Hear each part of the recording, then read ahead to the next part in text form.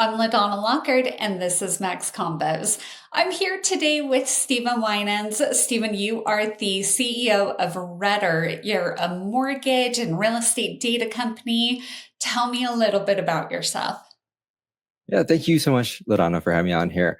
So I'm the CEO and co-founder of Redder. We've got mortgage and real estate data. A lot of people use us, like loan officers will use us to find the right realtors to work with, and companies will use us, mortgage companies will use us to find the right loan officers to recruit.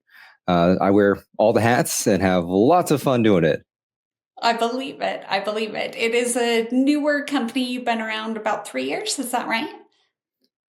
Yeah, we started building Redder in 2022 and we launched it nationwide in September 2023.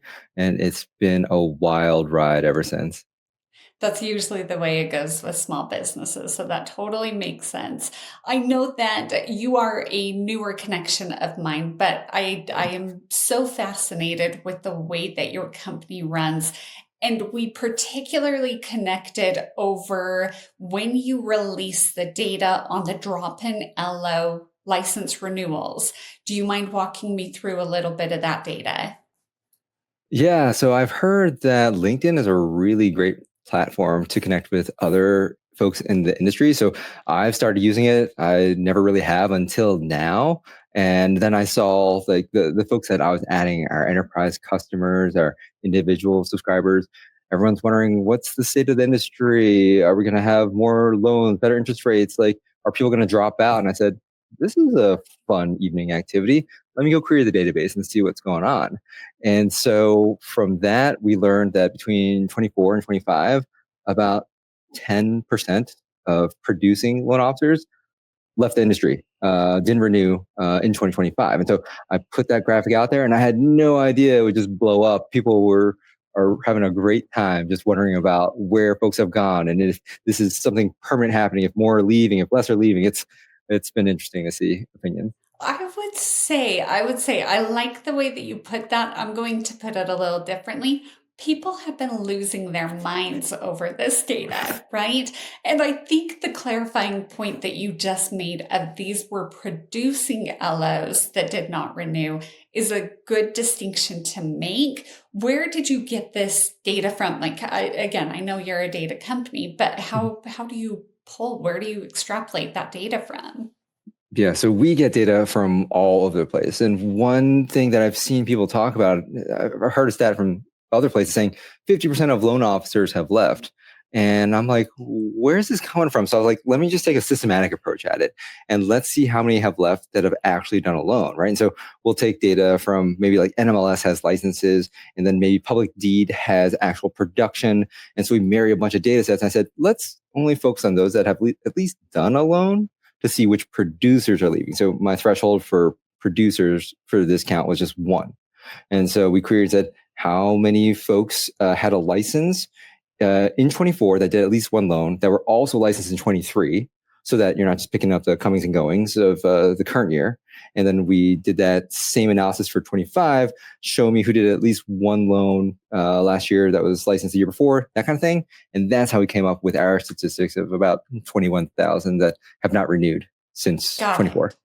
Got it. And being that we're in February, we have through the reinstatement period, which is the very last day of the month. What do you anticipate seeing once kind of that reinstatement period is over? Do you think that there's a chance more people are going to renew their license? How confident are you feeling about what you've seen so far?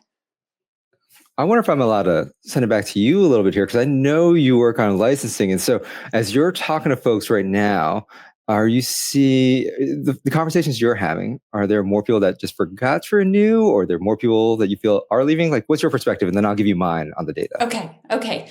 Honestly, I think a lot of people aren't renewing licenses that they didn't do a loan in. So many people are licensed in multiple states now, right?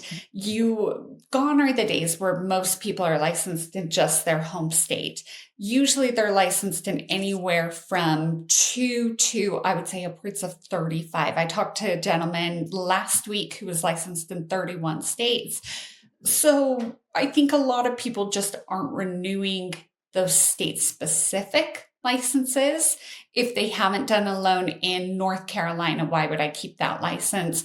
It is costly. You're spending anywhere between $100 to $300 to renew that license. And if you have 15 states that you're not originating in, that money is going to add up, especially at a time where production does seem to be lower, right? For a lot of people. So saving money where you can, I think, is where that comes into play. That's just my perspective, though. What do you think? Yeah, I think a lot of people that have left or have pretty much already left. Of course, you're always going to have the stragglers that are late and they're going to renew. But I think you've already seen a consistent drop with what we normally see because people look at it from year to year because they're curious how it performs against last year. But when I'm looking at these numbers, I've started analyzing cohorts 2 years at a time. And what I've seen is, there's like a 17% drop or 18% normally. And that pretty much tracks with what I'm seeing. Between 22 and 24, the producing cohort I see dropped was around 24%. And then since the other times around there, it's been 17%. And so I think this year will pretty much track very closely to what we're already seeing. Got it. Got it.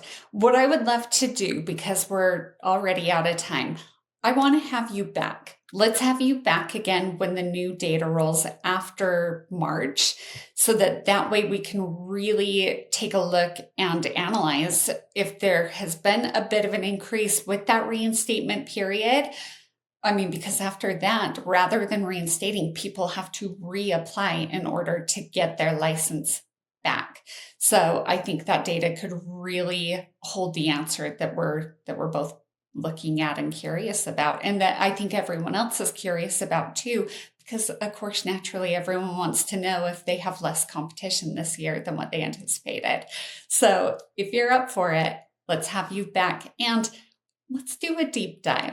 Let's go do a Take It to the Max. If you're not familiar, Take It to the Max is where I get to spend a lot more time with the fascinating people that I meet in this industry. So if you're up for it, let's do it.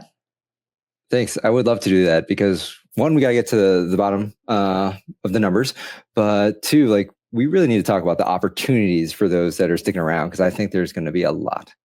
Fantastic. All right, Stephen, you are a dream. Thank you so much for being here. We're going to go take this conversation to a Take It to the Max, and I'll have you back in March for Max Convos. I'm LaDonna Lockard.